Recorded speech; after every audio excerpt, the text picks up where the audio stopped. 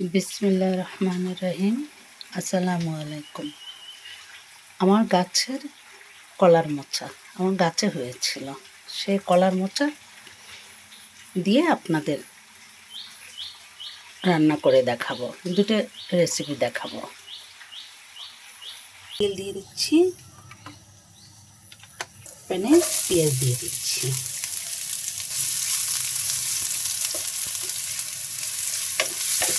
আমি কলার মোচা ওটে রেখেছি এবং হলুদ দিয়ে সুন্দর করে ধুয়েছি। হলুদ দিয়ে ধুইলে হয় কি, এটা কষটা ছেড়ে যায়। এখন আমি চিংড়ি মাছ দিয়ে দিচ্ছি, একটু তেজপাতা দিয়ে দিলাম। আমার অ্যালার্জি, তাই আমি কম চিংড়ি দিয়েছি। আর আপনারা যখন খাবেন তখন বেশি করে চিংড়ি দিয়ে খাবেন, যার যেরকম মন চায় সেভাবেই খাবেন। লবণ দিয়ে দিচ্ছি,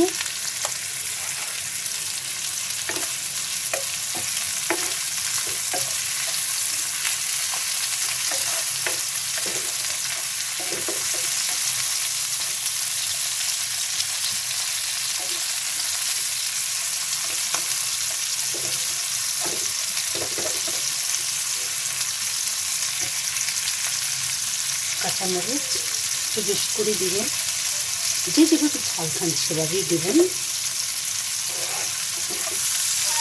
আসলে ঝাল তরকারিতে একটু ঝাল জিনিসে এসব সাধারণ কিছু রান্নায় এটা একটু ঝালটা বেশি দিলে মজা হয়। তো সুন্দর ভেজে আসছে। এখন আমি কলার মোচা ঢেলে দিচ্ছি, সামান্য হলুদ গুঁড়া দিয়ে দিলাম।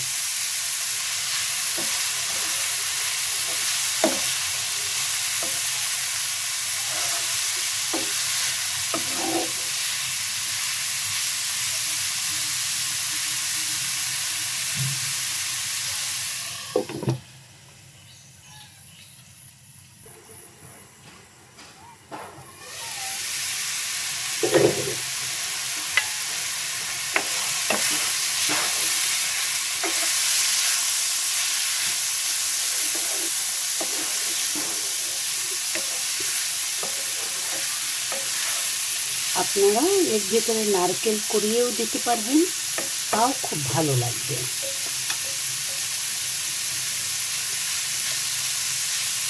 একটু নারকেল দিলে তাও মজা লাগে, সেভাবেও খাওয়া যাবে।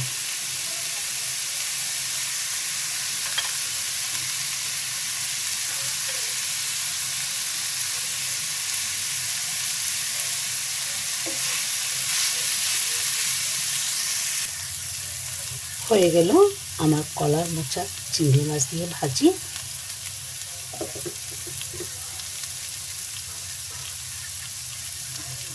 ভালো থাকবেন, আমার জন্য দোয়া করবেন।